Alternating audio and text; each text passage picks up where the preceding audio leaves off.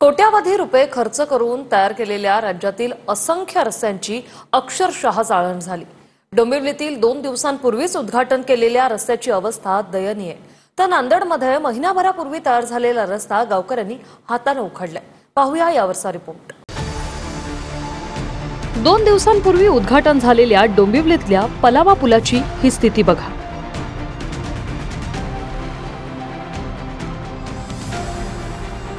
हा महिनाभरापूर्वी तयार झालेला रस्ता गावकऱ्यांनी असा हाताने उखडलाय।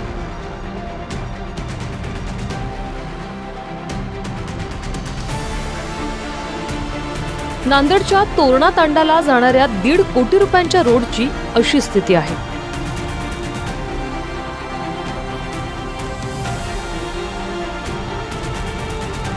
कल्याणच्या शिळमार्गावरच्या पलावा जंक्शन भागात पुलानं लोकांना दिलाशाची अपेक्षा होती। 5 वर्षापासून लोक पूल सुरू होण्याची वाट पाहत होते।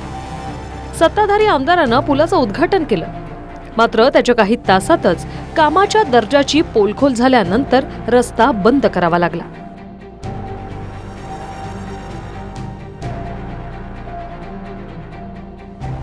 परंतु तुम्ही आताही पाहाल की या पुलाचं काम अत्यंत निकृष्ट झालेलं आहे आणि सत्ताधारी काय ठेकेदाराला काय बोलत नाहीत, कारण मलिदा जो खालेला आहे त्या मिठाला ते जागतायत। अतिशय चांगल्या प्रकारे पुलाचं काम झालेले आहे आणि तिथे कुठल्याही प्रकारचा खड्डा नाही। हेवी गाड्या तिथे जातात, त्या थराच्या मुलाच्या खड्ड्याचा तिथे फोटो दिसायला लागल्यामुळे विरोधकांना त्याच्यात हे भेटलं की बाबा खड्डे पडले, तसं काही झालेलं नाही। तिकडे नांदेडच्या तोरणा तांडाला जाणारा रस्ता 1.5 कोटी खर्चून तयार झाला, मात्र त्याच्या दर्जाची पोलखोलही स्थानिक लोकांकडून समोर आली।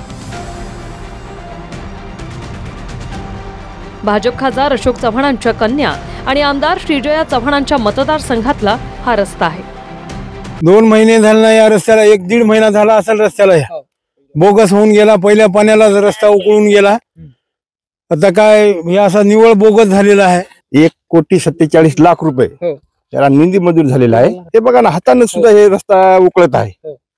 तर याची शासनानं नाही तर आम्ही जे आहेत अधिकारी आम्ही आंदोलन करणार।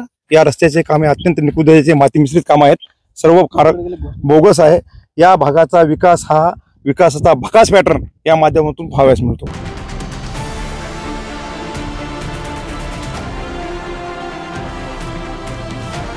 नांदेडच्याच बिलोली तालुक्यातल्या दुगाव ते डोंगरगावच्या रस्त्याची ही सेम स्थिती आहे।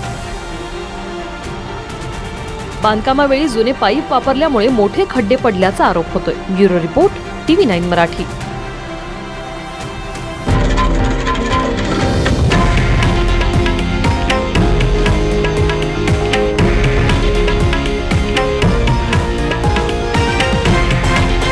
हे आहे देशातील नंबर 1 न्यूज नेटवर्क आणि आपण पाहत आहात TV9 मराठी, एकमेव।